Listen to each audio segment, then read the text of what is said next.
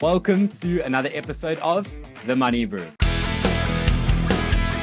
Today is a really exciting session that we're going to be walking through. There's obviously an extra spring in my step today because the book are playing. I'm currently based in Dubai, but a day when the book are playing is always just so special in a sense of it doesn't matter if you're in the UK, it doesn't matter if you're in Dubai, it doesn't matter if you're in Germany.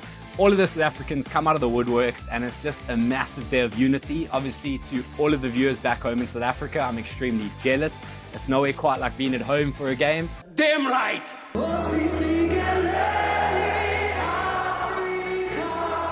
Come on, Diboka, and hopefully everyone's just as excited as I am today. That out the way, let's get into business. We are going to be discussing 5 top tips or 5 practical ways that you can help yourself achieve financial freedom and building that personal wealth towards your own financial targets.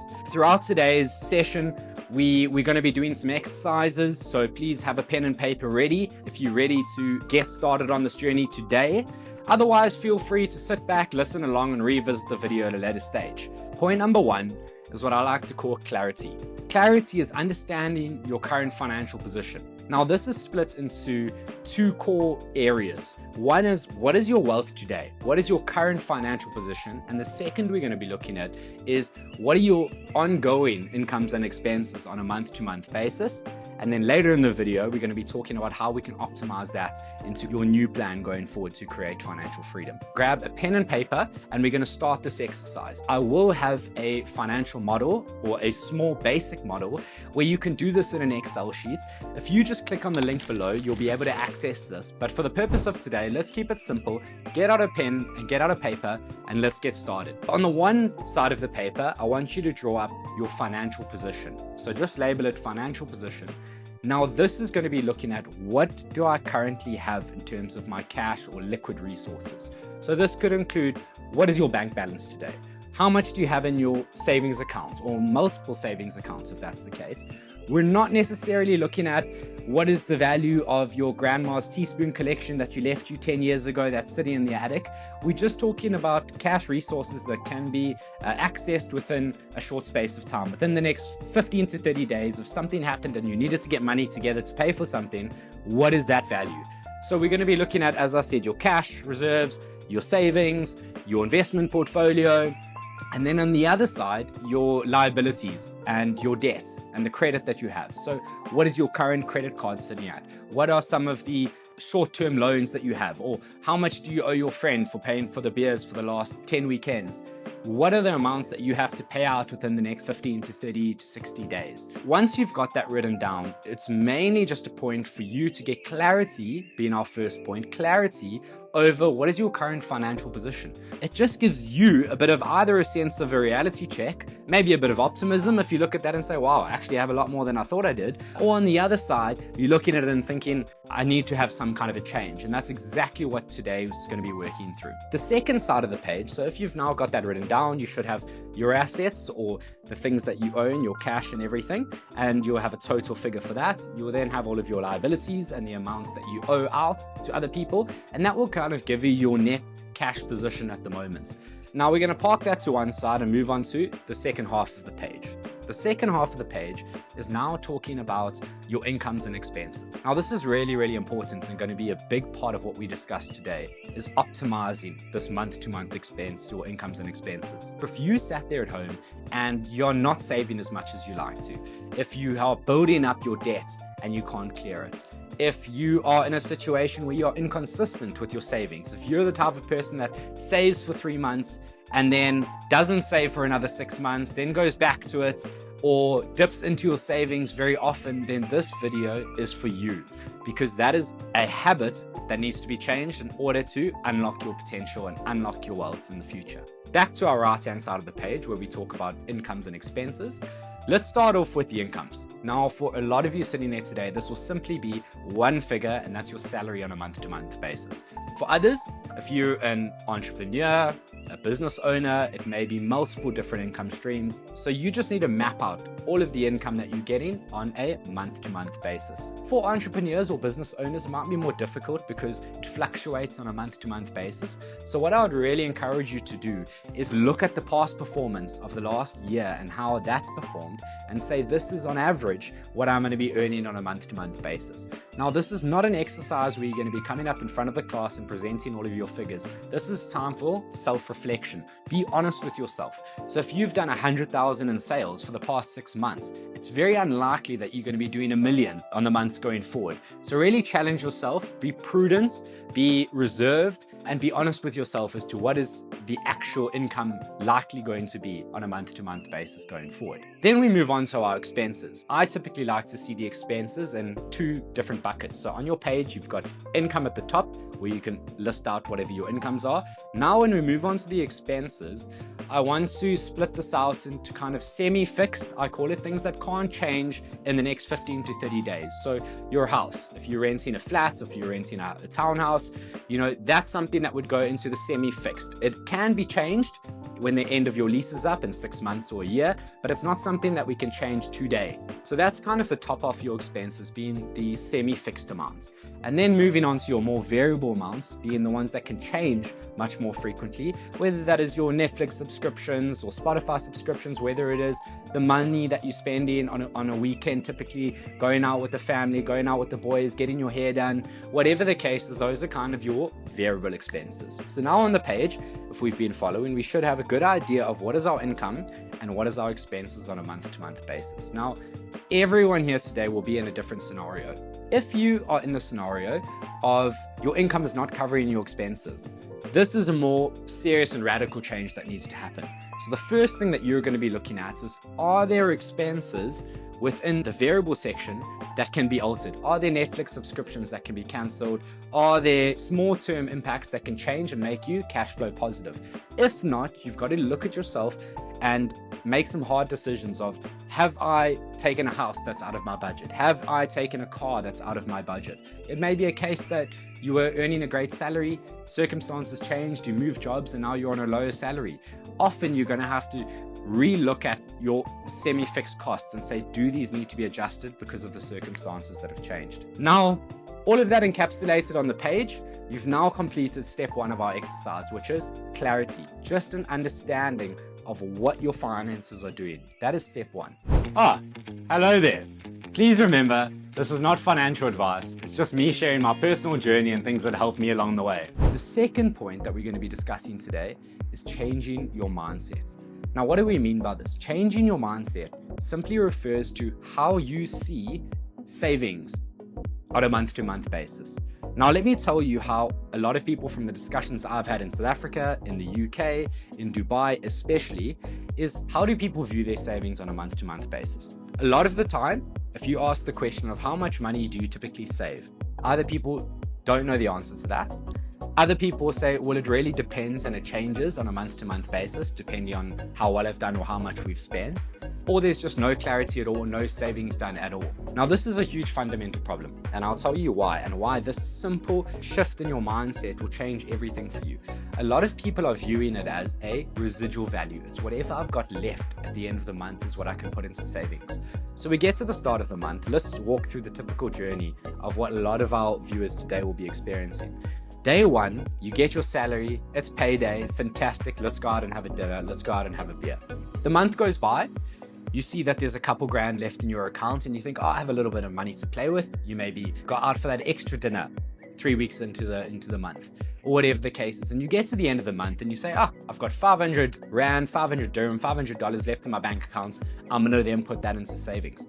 You can see the mindset there is now a residual mindset. It says, well, I don't really know what my savings will be. It's a result of what happens throughout the month, and whatever's left will go into savings. Now, the mindset change that you have to make today that will completely change the trajectory of your financial freedom and your ability to build wealth is flipping that mindset to that being an absolute non-negotiable every month, a fixed amount of your salary every month. That's happening on day 1. So let's just paint a really simple example where if you're earning 10,000 Rand, 10,000 dirham, $10,000, 10,000 pounds, let's start with 20% as a rule of thumb, that 20% of that amount is going to be put into savings as a starting point. Now, if we go back to our piece of paper from exercise 1 on clarity, you've got your income, you've then got your expenses being your semi-fixed and your variable. And a lot of people watching this video wouldn't have even thought of where savings fall into that. It's rather whatever's left is going to be put into savings. I'm now encouraging you for that to be the first item under your expenses as a non-negotiable. So it's going there before rent. It's going there before everything else that comes into your expense line items. Why? Because in your mind, you are making a promise to yourself that every month that allocation is going to go into savings and help build a future for yourself. Strong focus on what I want. So that was our second point. It's the mindset shift. Shifting the mindset from not being a residual amount, but being something that is an absolute, mandatory, non-negotiable. And I would strongly suggest the best way of going about this is doing it on day 1. You receive your salary today. The first thing that you're going to be doing is taking 20% of that and allocating into savings, which we'll talk about a bit more in steps 4 and 5. But that is now allocating into savings, and the rest of the month is then, this is the amount that I've got to live on. And that will limit the excess spending that you have, because that bank balance no longer says 2,400, it says 400. So it limits what you're able to do. And that simple mindset change will make the world of a difference in terms of you reaching your financial freedom goals. Point number 3, optimizing the P&L, or optimizing your cash flow, optimizing your incomes and expenses, optimizing what you're doing on a month-to-month basis. Now let's revert back to step 1, being clarity. On the right-hand side of your page, you've now got all of your incomes and expenses written out. The third step is now looking to optimize those incomes and expenses. Starting on the income side, which is a lot more difficult to alter or adjust or optimize, but this could be the salary negotiation prompt. So it could be now taking the opportunity to look for a salary bump. It could be the opportunity for looking for additional work or additional income streams that you could potentially build up on the side. If you've got spare time in the weekend, start to explore what are the other options to make additional income. Now, it's much easier to say that than actually do it. So I completely appreciate this is a very difficult line item to just change like that. So if there is the availability to be able to bolster the income or get additional income, absolutely look at ways of doing that, but it's not very easy. So don't be too hard on yourself if it's something that you can't change in the next month or 2. Let's now look at the expenses being the more important part here. So we have our semi-fixed at the top and we have our variable. If your end cash flow is negative, of course some adjustments will need to be made.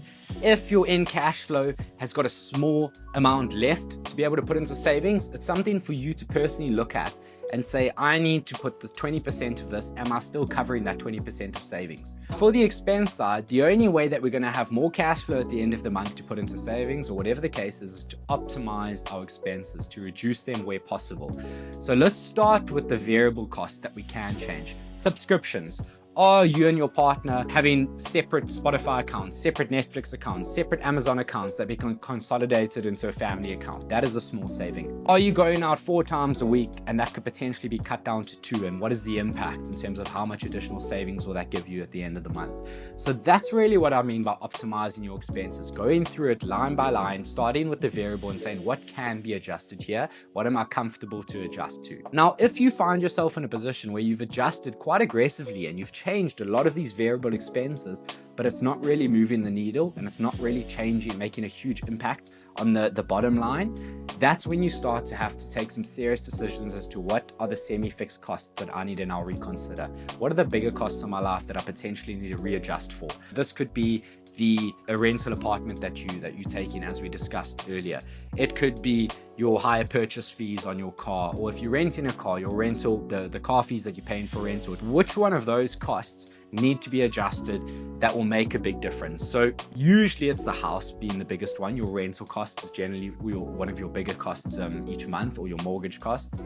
So looking at that and saying, is this house that I live in suitable towards my means? I've said in a previous video that one little trick and tip that I like to use is to always live 2 to 3 years behind my means. So if you get that salary bump, it's not an invitation to move into a bigger house, it's an invitation to put more into your savings on a month-to-month basis. So that brings us to the end of step 3.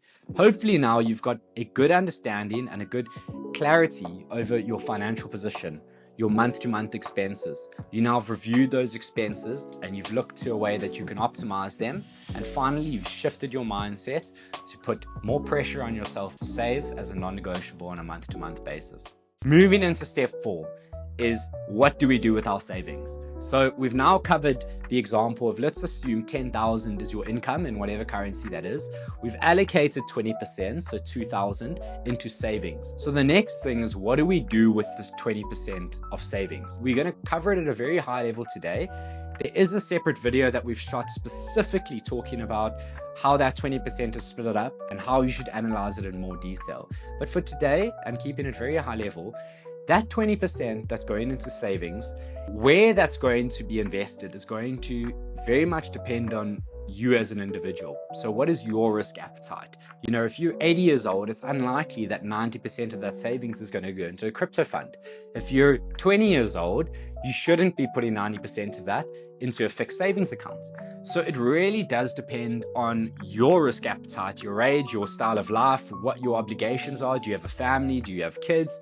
But as a general rule of thumb, as a starting point, I would say 50% of that should go into your savings at the start to start building up your wealth and your reserve fund. So 50% into your savings, 30% into low risk investments, whether this is government bonds or annuities, and finally 20% into higher risk investments, being certain investments on the stock market. Now, naturally, this is going to change a lot. That is not a reflection of what my current savings portfolio does, because the way I see it, the easiest way is putting 50% across into savings to the extent that there's enough cash available for any emergencies that occur. And that's kind of your safe fund, and that's sitting there. The 5th point is just an exercise that I want to leave you with today, and that's understanding your risk appetite. I want you to get a blank piece of paper open and understand, where does your risk tolerance sit? On that, you're going to be considering things like, am I married? Do I have kids? What are the current obligations in my life? Am I supporting my parents? Am I supporting friends? You know, all of these types of things.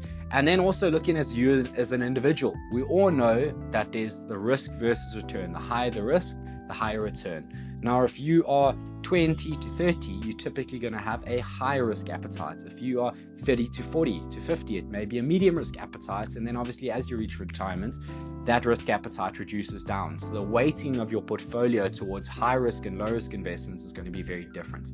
So what I want to leave you with today is just an exercise to go and have a think about your risk tolerance. And what we'll do is we'll leave a PDF in the comment section below, and we want you to read through this PDF, and it is an exercise that you can go through to understand what your risk tolerance is. And then when we go into the investing video, you'll have a good understanding with your own personal risk tolerance and being able to then structure your investments accordingly. I'm Matt, the Money Bru, and this is Coconut. If you're enjoying the content that we've been sharing, like and subscribe below and follow us on this journey.